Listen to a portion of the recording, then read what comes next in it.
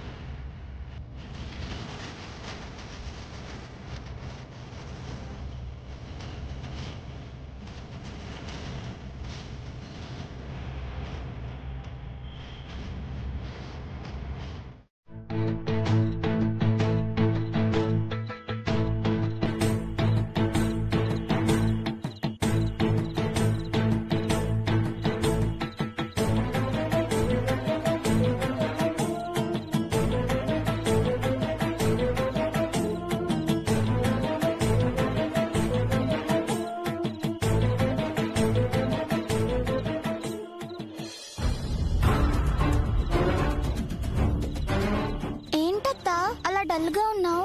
ఏం లేదు పల్లవి, మీ మామ ఇంకా రాలేదు. మామ రాకపోతే నువ్వెందుకు డల్గా ఉంటావు?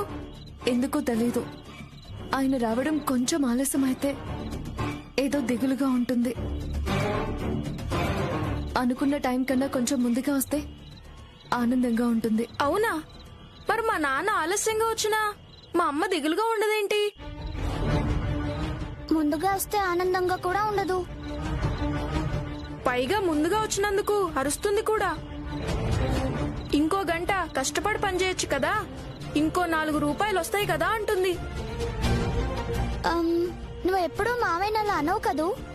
అంటే అది మీరిద్దరు పిల్లలు కదా, మిమ్మల్ని బాగా చదివించాలంటే బాగా డబ్బులు కావాలి కదా, బాగా డబ్బులు సంపాదించాలంటే బాగా కష్టపడాలి కదా, బాగా డబ్బులు సంపాదించాలంటే బాగా కష్టపడాలి కదా, అందుకే అలా అంటుంది మీ అమ్మ. రేపు మీకు పిల్లలు పుట్టిన తర్వాత నువ్వు కూడా మామయ్యని అలాగే అరుస్తావు అన్నమాట. అవును, మీకు రేపు స్కూల్ ఉందా లేదా? ఉంది. అయితే వెళ్ళి పడుకోండి, పొద్దుపోతుంది కదా, మళ్ళీ పొద్దున్నే లేవాలి కదా. వెళ్ళండి, బాయ్. సరే అత్త. అలాగే అత్త, bye, good night. Bye.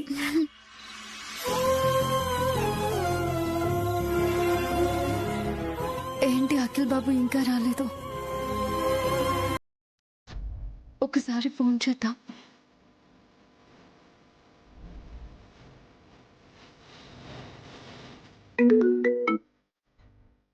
Hello. Hello Akhil బాబు. చెప్పు శ్యామా. రైల్లో ఉన్నారా? లేదు, చెప్పు. నేను చెప్పడం కాదు, మీరే చెప్పాలి. ఏంటి లేట్ అయింది? వస్తున్నాను, 5 నిమిషాల్లో ఉంటాను. Hello hello. మీరు ఆడుకుంటూ ఉండండి, నేను ఇప్పుడే వస్తాను. ఓకే సరే. మళ్ళీ మళ్ళీ మళ్ళీ మళ్ళీ ఇలా లేనాను. మళ్ళీ చేయి. సరే.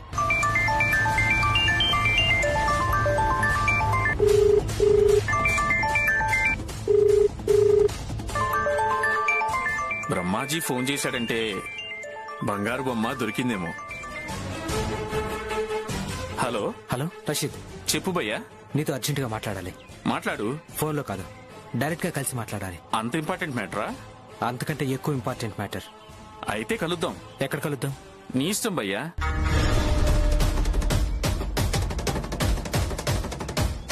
ఓకే ఓకే భయ్యా. 5 minutes లో అక్కడ ఉంటాను.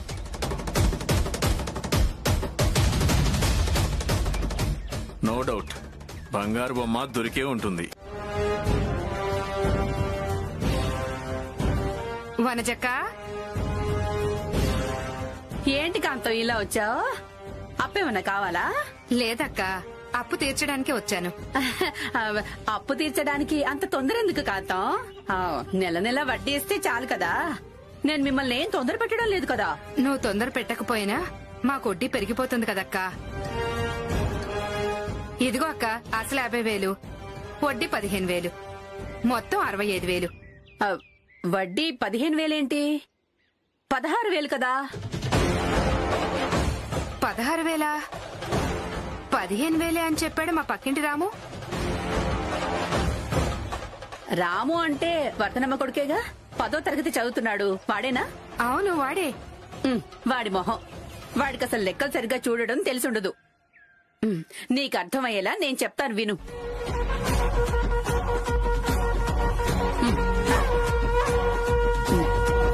అదిగో, నువ్వు తీసుకుంది 50,000. తీసుకొని 6 నెలలయింది. 6 నెలలకి 5 రూపాయల వడ్డీ చొప్పున ఇదిగో 16,000 అవుతుంది.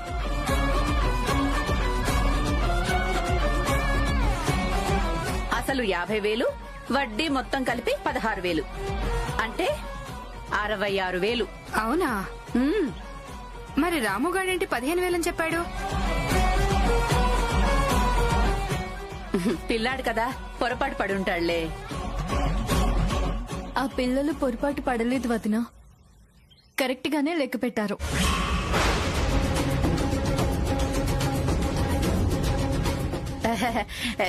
కరెక్టా? కరెక్ట్ ఎలా అవుతుందమ్మా? చూపిస్తాను చూడండి. మీ దగ్గర తీసుకుంది అసలు 50,000, 5 రూపాయల వడ్డీ చొప్పున 6 నెలలకి 15,000 అవుతుంది. చూడండి. అవును, 15,000. మరి నా ఫోన్లో ఏంటి 16,000 చూపించింది? నా ఫోన్లో క్యాలిక్యులేటర్ సరిగా పనిచేయట్లేదు అనుకుంటానులే. చాలా సంతోషం తులసి. సమయానికి నువ్వు రాకపోతే కాంతం దగ్గర 1,000 రూపాయలు ఎక్కువ తీసుకునేదాన్ని. ఆ పాపం నాకు తగలకుండా నువ్వు వచ్చి కాపాడావు. నువ్వు వెళ్ళి పని చేసుకోమ్మా, వెళ్ళు. అలాగే వదినా. దొరికినట్టే. నట్టే అంటే నువ్వు ఆ బంగారు బొమ్మని చూసావా? కళ్ళారా చూశాను. చూడ్డమే కాదు, మాట్లాడాను కూడా. మాట్లాడడమే కాదు బాస్, ఇక నుంచి రోజు మాట్లాడుతూనే ఉంటా. అవునా? ఎక్కడ చూసావు? ఆ అమ్మాయిని ఎక్కడ చూసావు? అది మాత్రం చెప్పను. ఏ చెప్తే ఏమవుతుంది? ఏమైనా కావచ్చు. అంటే నువ్వు ఆ అమ్మాయి అడ్రస్ చెప్తే నేను ఆ అమ్మాయిని కిడ్నాప్ చేసి తీసుకెళ్లి మన బాస్ కి ఇచ్చి డబ్బులు నేను ఒక్కడే నొక్కేస్తాను అనుకుంటున్నావా? అలా తీసుకెళ్లినా మన బాస్ ఒప్పుకోడు కదా. ఆ అమ్మాయి ఇష్టపూర్వకంగా తన దగ్గరికి రావాలని చెప్పాడు కదా. అందుకే ఆ అమ్మాయి అడ్రస్ నీకు చెప్పను అంటున్నాను. నీకు అమ్మాయిని ఎలా హ్యాండిల్ చేయాలో తెలీదు. ఆ అమ్మాయి నీ దారికొచ్చే వరకు ఓపిగ్గా వెయిట్ చేయటం నీ వల్ల కాదు. అదే నేననుకో, జాగ్రత్తగా అమ్మాయితో మాట్లాడుతూ రోజు రోజుకి పరిచయాన్ని పెంచుకుంటూ మెల్లిగా దారిలోకి తీసుకొస్తాను. ఓకే, నువ్వు ఎలాగోలా అమ్మాయిని దారిలోకి తీసుకురా. వీలైనంత తొందరగా మనం అమ్మాయిని తీసుకెళ్లి బాస్కి అప్పగించామంటే మన చేతుల్లో లక్షలకి లక్షలు వచ్చి పడతాయి. వచ్చిన దాంట్లో 50% నాకివ్వాలి. 50%? కుదరదు. కుదరదా? 50% నీకివ్వడం కుదరదు. 60% నీకిస్తాను. 40% మాత్రమే నేను తీసుకుంటాను. ఎందుకంటే ఎక్కడుందో కనిపెట్టింది నువ్వే కదా. నేను జస్ట్ ట్రాన్స్పోర్ట్ చేస్తున్నాను అంతే.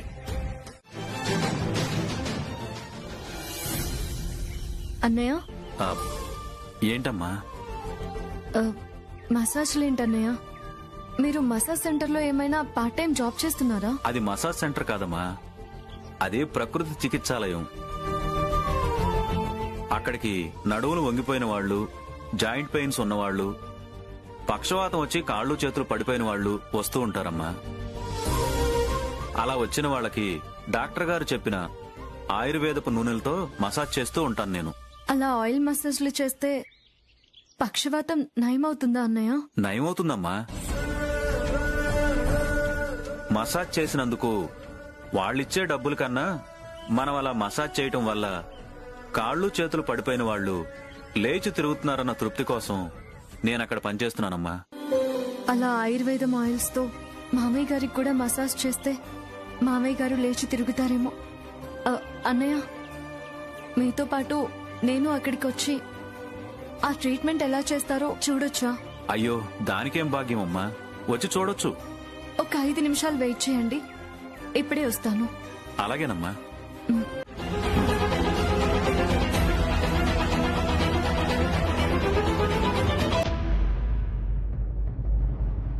ఎప్పటి నుంచి మీకు ఆయాసం వస్తుందన్నయ్య?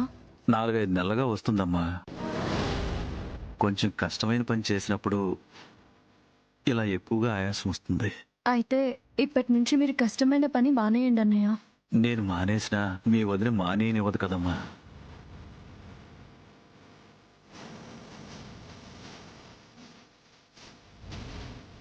సత్యమన్నా, ఆయాసం తగ్గిందా? మొదలు పెడదామా? అలాగే. అన్నయ్య, మీరు కాసేపు అలా కూర్చోండి. మసాజ్ చేయకుండా ఇలా కూర్చుంటే వాళ్ళు ఊరుకోరు కదమ్మా. అయితే మీ బదులు నేను చేస్తానులే. నువ్వా? ఏ, ఈ అన్నయ్య కోసం ఆ మాత్రం చేయకూడదా? నేను మసాజ్ చేస్తాను, మీరు కూర్చోండి అన్నయ్య, కూర్చోండి.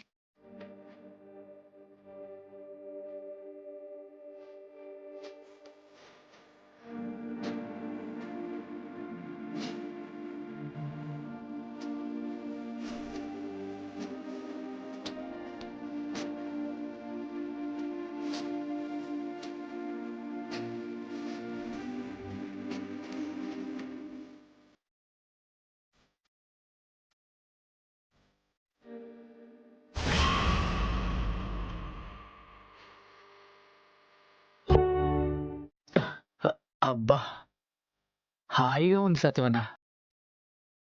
ఇప్పుడు నొప్పులు కొంచెం కుదుట పడ్డాయి. అది అక్కడే నొప్పులు మొత్తం తగ్గిపోయాయి సత్యమన్న. మీరు? నేనేనండి, సత్యం గారి చెల్లెల్ని. ఓహో. మా అన్నయ్య కొంచెం ఆయాసంగా ఉంటే నేను మసాజ్ చేస్తున్నాను. చాలా బాగా చేసావమ్మా. నీ చేతిలో ఏదో సంజీవిని ఉన్నట్లుంది. ఆ ధనవంతరి కరుణ నీ మీద బాగా ఉన్నట్లుంది. అందుకే నెల రోజులుగా తగ్గన్న ఒళ్ళు నొప్పులు 5 నిమిషాల్లో తగ్గిపోయాయి. నా అనుమానం, నువ్వు మారు వేషంలో ఉన్న ఓ ఆయుర్వేద డాక్టర్ అయ్యింటావు. అదేం కాదండి, మా ఊర్లో శివయ్య గారు, శేషయ్య గారు అని ఆయుర్వేద వైద్యులున్నారు. వాళ్ళిలా తైలాలతో మర్దనాలు చేసి వైద్యం చేయడం అనేది నేను చిన్నప్పటి నుంచి చూస్తూ పెరిగాను. ఏదైతే ఏంలేమ్మా, మొత్తానికి నాకు వైద్యం చేసి నా నొప్పులు తగ్గించావు. సంతోషం తల్లి. ఇంకా వారం 10 రోజులు ఇక్కడ ఉండాల్సి వస్తుందేమో అనుకున్నాను. నీ పుణ్యవాణి.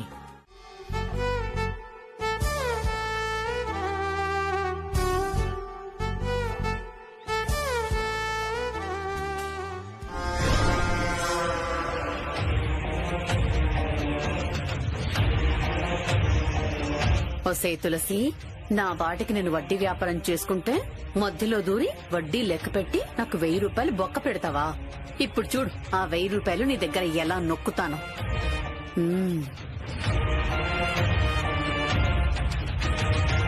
అమ్మా తులసి, ఏం చేస్తున్నావమ్మా? ఏం లేదు వదిన గారు, ఆయన డ్యూటీకి వెళ్ళడానికి రెడీ అవుతున్నారు. నేను టిఫిన్ రెడీ చేస్తున్నాను. అవునా? నాకొక చిన్న సాయం చేస్తావమ్మా? అడిగండి వదిన. నేనిలా అడుగుతున్నానని ఏం అనుకోవద్దు మరి. అనుకోండి, అడిగండి. పొరపాటున కూడా అనుకోకూడదు. అస్సలు అనుకోను, అడిగండి. నిన్ను నా సొంత ఆడపడుచులా భావించి మొహమాట పడకుండా అడిగేస్తున్నాను. అలాగే అనుకుని అడిగండి. ఏం లేదమ్మా, రేపు బోనాలు కదా, కొత్త చీర కట్టుకొని బోనాలు ఎత్తుకెళ్ళటం నాకు అలవాటు. షాపుకెళ్ళి కొత్త చీర కొనుక్కుందామంటే నాకు కుదరడం లేదు. మొన్ననే నువ్వు 2 చీరలు కొనుక్కున్నానని చెప్పావు కదా, వాటిలో నాకొకటిస్తే బోనాలు అయిపోగానే వెంటనే తిరిగిచ్చేస్తాను. దానికి ఇంత మొహమాటం ఎందుకు వదినా? ఆ 2 చీరలు చూపిస్తాను, మీకేది నచ్చితే అది తీసుకోండి. మాతల్లే సొంత ఆడపడుచు కంటే ఎక్కువ ప్రేమగా మాట్లాడుతున్నావు. తీసుకురామ్మా, వెళ్ళి 2 చీరలు తీసుకురా. సరే.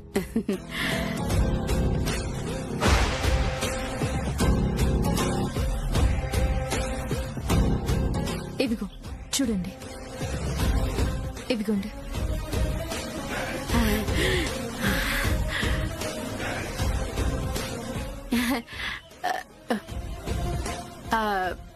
ఇదెంత?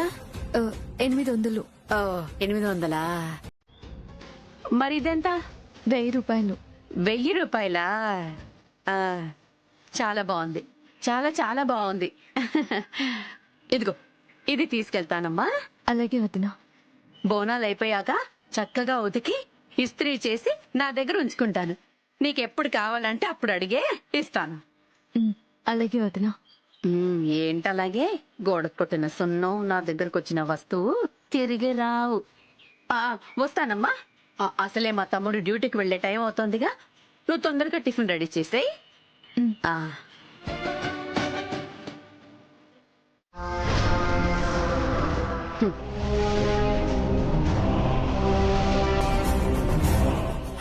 అమ్మయ్యా, దీనివల్ల నష్టపోయిన 1000 రూపాయలు దీని దగ్గరే లాగేశాను.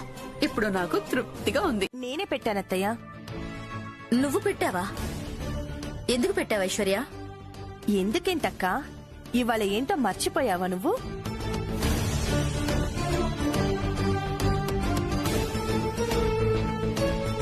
గుర్తు రావట్లేదు ఐశ్వర్య.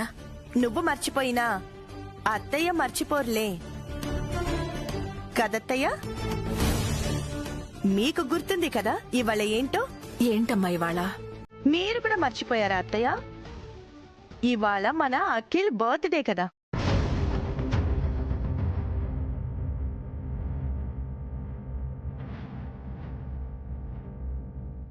అఖిల్ మన ఇంట్లో నుంచి వెళ్లిపోయేసరికి తన బర్త్డే కూడా మర్చిపోయారన్నమాట మీరు. అఖిల్ బాబు ఇంట్లో నుంచి వెళ్లిపోయాడే అన్న బాధలో, మావయ్య గారికి ఇలా అయ్యిందే అన్న బాధలో బర్త్డే మర్చిపోయి ఉంటారు. పోయిన సంవత్సరం అందరం కలిసి అఖిల్ బాబు బర్త్డే ఎంత బాగా చేశాం.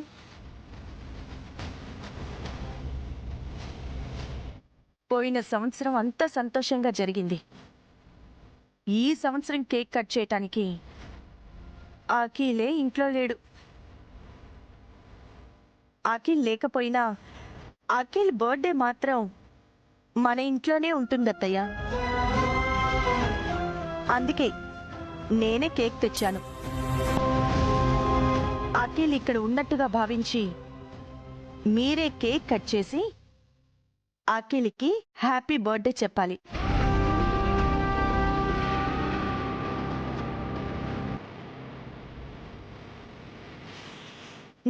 తీసుకోండి అత్తయ్య, కట్ చేయండి.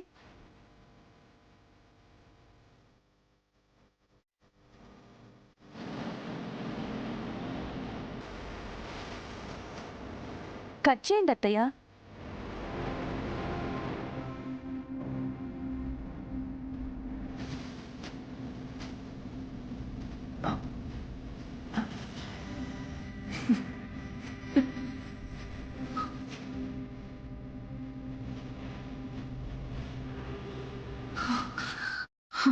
నా వల్ల కాదు ఐశ్వర్య.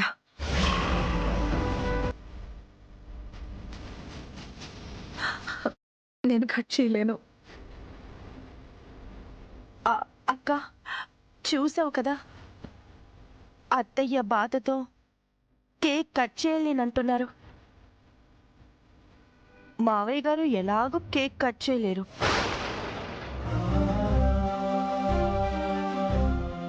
పెద్దదానివి, శ్యామ వాళ్ళు ఎక్కడున్న విషయం ఆ బ్రహ్మాజీకి తెలిసిన విషయం నాకు తెలియజేయడం కోసమే వాడు ఫోన్లో శ్యామ వాళ్ళని చూపించుంటాడు. వాళ్ళ ముందు మాట్లాడడం ఇష్టం లేక ఫోన్ కట్ చేసుంటాడా, లేక రేటు పెంచడం కోసం ఫోన్ కట్ చేసుంటాడా?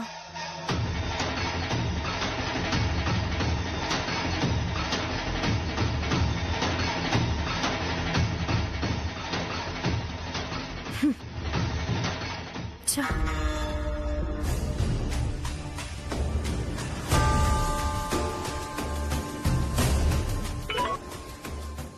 హలో బ్రహ్మాజీ. వాళ్లే కదా మేడం మీకు కావాల్సింది? అవును వాళ్లే. వాళ్ళెక్కడున్నారు? ఒక చోటున్నారు. అదే ఎక్కడా? చెప్పను మేడం. వాళ్ళెక్కడున్నారో మీకు చెప్పను. చెప్తే మీరు ఆవేశంగా ఇక్కడికి వస్తారు. మిమ్మల్ని చూసి వాళ్ళు పారిపోతారు. వాళ్ళని పట్టుకోవడం కోసం మనం మళ్ళీ వెతుకులాడాలి. మేడం మీకు ఒక నగ్న సత్యం చెప్తాను, వినండి. చేతికి చిక్కబోయే పిట్టకి పారిపోయే అవకాశం ఇస్తే జీవితంలో మళ్ళీ అది మనకి చిక్కదు. అందుకే వాళ్ళు ఎక్కడున్నారన్న సంగతి మీకు చెప్పను. కానీ ఆ అమ్మాయి దగ్గరున్న ఫోన్ మాత్రం ఖచ్చితంగా తీసుకొచ్చి మీ చేతుల్లో పెడతాను. ఆ ఫోన్ నా చేతికి వచ్చాక మనం రేట్ మాట్లాడుకుందాం. రేటు కుదిరితే ఆ ఫోన్ మీకిస్తాను, లేకపోతే ఆ ఫోన్ ఎవరికివ్వాలో వాళ్ళకిస్తాను.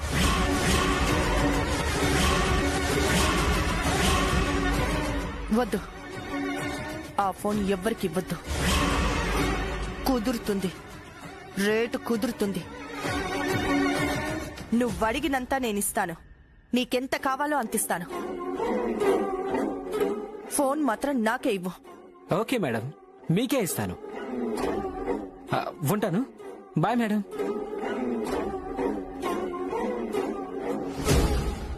వాడు ఎంత అడిగినా సెటిల్ చేసి ఆ ఫోన్ తీసుకోవాలి, లేకపోతే నా కొంప మునుగుతుంది. ఎంత డబ్బు ఇవ్వడానికైనా ఆవిడ రెడీ అయిందంటే ఖచ్చితంగా ఆవిడకి సంబంధించిందేదో ఆ ఫోన్లో ఉండుంటుంది. చూద్దాం.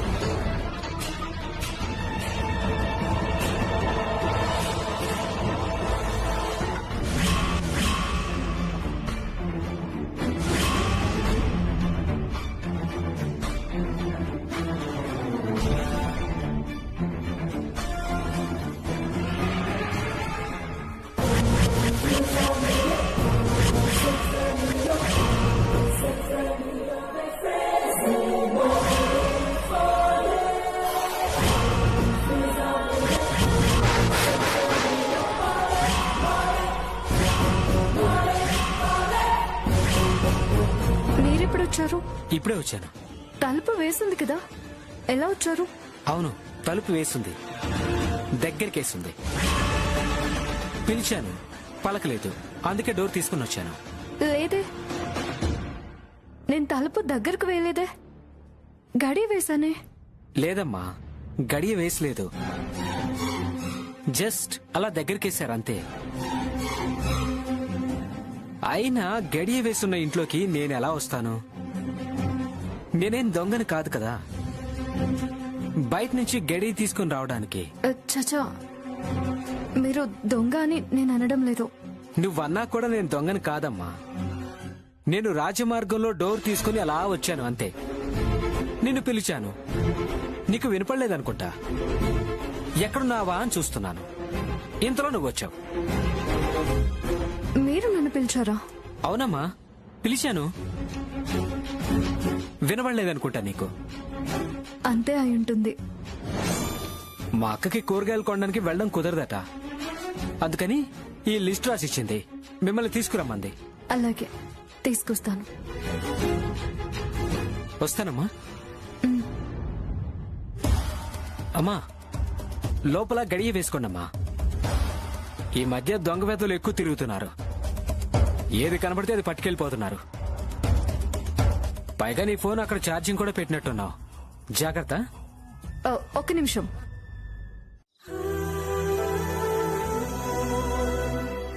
అత్త అత్త అత్త, ఏంట్రా? అత్త, ఇప్పుడు నువ్వు పాట పాడబోతున్నావంట కదా? నేనా? ఇప్పుడు పాడుతున్నానా? అవును, దాన్ని రికార్డ్ కూడా చేయబోతున్నారంట కదా? నేను పాట పాడడం ఏంటి, దాన్ని రికార్డ్ చేయడం ఏంటి? ఎవరు చెప్పారు? మా బ్రహ్మాజీ మామ చెప్పాడు. నేను పాట పాడుతున్నానని, దాన్ని రికార్డ్ చేస్తున్నానని మీ మామ చెప్పడం ఏంటి? అతనికి నేనే చెప్పానులే.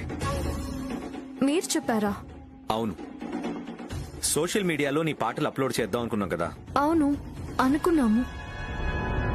కానీ ఇప్పుడు చేద్దాం అనుకోలేదు కదా. ఇవాళ చాలా మంచి రోజట. మొదటి పాట రికార్డ్ చేస్తే మంచిదని వీళ్ళు మామయ్య చెప్పారు. అయితే కెమెరా తీసుకురండి, రికార్డ్ చేద్దామని చెప్పాను.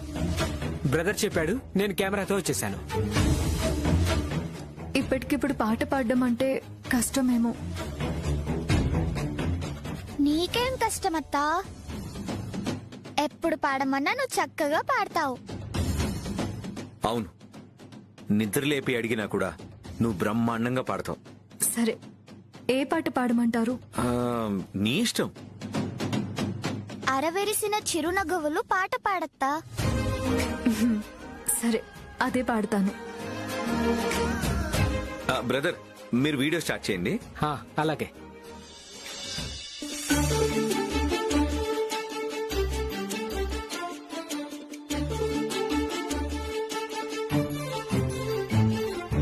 అరవిరిసిన చిరునగవులు అవి తెరిచెను ఎద తలుపులు అలలెగిసిన కలవరములు రాలో తన పరిచయ పరవశమున మది మురిసెను ప్రతి నిమిషము పదసిరు లేక సరిగమలుగా మారి పిలుపులు ఏవో వినబడగానే కుహ కుహురాగాలు నాలో వెలుగుల మోమే కుదురుగా చేరి నలుపుతూ స్నేహాలు చేసి అరవిరిసిన చిరునగవులు అవి తెరిచెను ఎద తలుపులు అలలెగిసిన కలవరములు నాలో తన పరిచయ పరవశమున మది మురిసెను ప్రతి నిమిషము పదసిరులిక సరిగమలుగా మారి పిలుపులు ఏవో వినబడగానే కుహ కుహురాగాలు నాలో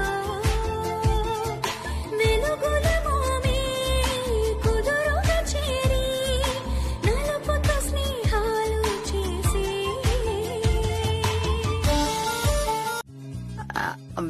ఆల్జీబ్రానా? ఆయన ఈ డౌట్ నీకెందుకు వచ్చిందిరా? అది మా స్కూల్లో అడిగారులేమ్మా. ఆహా, పల్లవి వస్తే పల్లవి పిన్ని. ఇట్రావే. ఏంటి పిన్ని? ఇదిగో, ఏంట్రా ఇందాక నువ్వు అడిగావు? ఆల్జీబ్రా. అదిగో అదే ఇది. వనజ, నీకు తెలియకపోతే తెలియదని చెప్పు. పసిపిల్లల మీద నీ ప్రతాపం చూపించుకో. అమ్మా, వెళ్ళి ఆడుకోపండి. అలాగే నాన్న. వెళ్ళమ్మా. అన్నయ్య,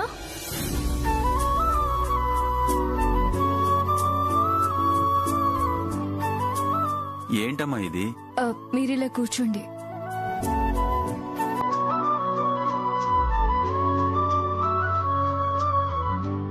ఈ రోజు రాఖీ పౌర్ణమి అన్నయ్య. ప్రతి సంవత్సరం మా అన్నయ్యకి తమ్ముడికి రాఖీ కట్టేదాన్ని. ఈ సంవత్సరం వారికి నేను దూరంగా ఉన్నాను కాబట్టి కట్టడానికి కుదరడం లేదు. వాళ్ళు దూరంగా ఉన్నా మా కన్నయ్య ఇచ్చిన అన్నయ్య మీరు దగ్గరే ఉన్నారు కదా. అందుకని మీకు కడదాం అనుకుంటున్నాను. అలాగేనమ్మా, కట్.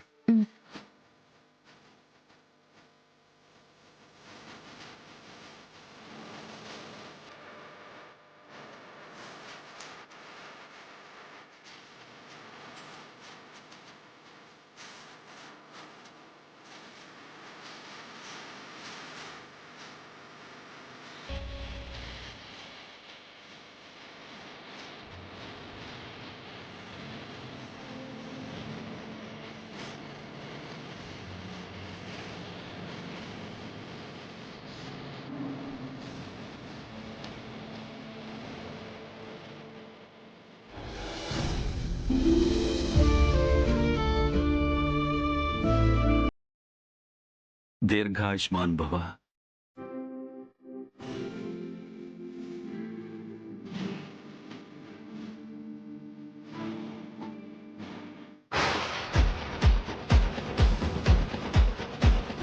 ఏంటి 500 నోట్ తీశాడు? కొంప తీసి ఇచ్చేస్తాడా ఏంటి?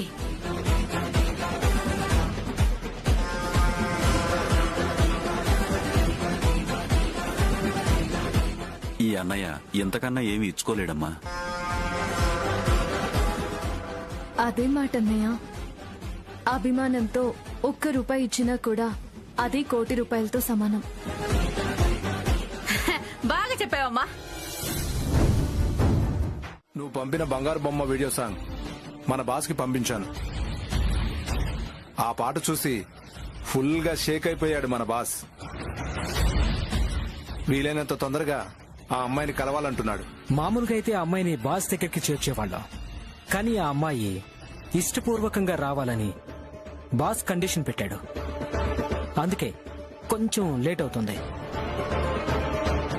ఆ అమ్మాయికి ఎంత డబ్బు ఆశ చూపించినా ఇష్టపూర్వకంగా వచ్చే రకం కాదు. మరి ఎలా రప్పిస్తావు? దానికి ఒక ప్లాన్ చేశా. నేను చాలా మంచివాళ్ల, మంచి చేసేవాళ్ల మొగుడు పెళ్ళాన్ని నమ్మిస్తున్నాను. వాళ్ళు బాగా నమ్మిన తర్వాత ఆ అమ్మాయిని ఎలా దారిలోకి తీసుకురావాలో అలా దారిలోకి తీసుకొస్తాను. బాస్ దగ్గరికి పంపిస్తాను. అది తొందరలో జరిగేలా చూడు. అలాగే బాస్ ని కూడా తొందరగా డబ్బు రెడీ చేసుకోమని చెప్పు. డబ్బుల గురించి నువ్వే టెన్షన్ పడుకో. కన్నయ్య, మామయ్య గారు తొందరగా కోలుకునేలా చేయడం, ఆయన లేచి తిరిగేలా చేయడం నా బాధ్యత అనుకుంటున్నాను. ఇలా కాళ్ళు చేతులు చచ్చుపడిపోయిన వాళ్ళకి ఆయుర్వేద వైద్యం బాగా పనిచేస్తుందని నా నమ్మకం. మా ఊర్లో అనువంశిక ఆయుర్వేద వైద్యులు శివయ్య గారు, శేషయ్య గారు ఇలాంటి వారికి చాలా మందికి వైద్యం చేసి నయం చేశారు. కానీ మామయ్య గారిని మా ఊరికి తీసుకువెళ్లి వైద్యం చేయించే పరిస్థితి గాని, ఆ వైద్యుల్ని ఇక్కడికి పిలిచి వైద్యం చేయించే పరిస్థితి గాని ప్రస్తుతం లేదు.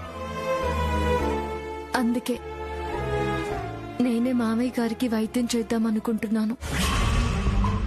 సత్యమన్నయ్య దగ్గర ఆ వైద్యానికి సంబంధించి, ఆ నూనెలకు సంబంధించి అన్ని విషయాలు తెలుసుకున్నాను.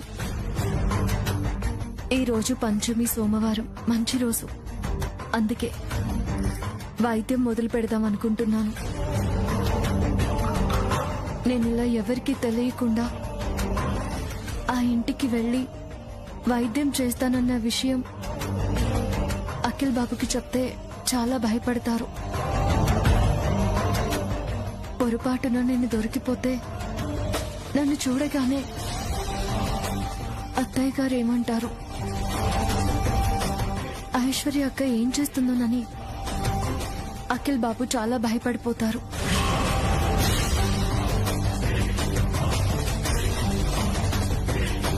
జీ5 యాప్ డౌన్లోడ్ చేసి అన్ని ఎపిసోడ్స్ పూర్తి ఉచితంగా చూడండి.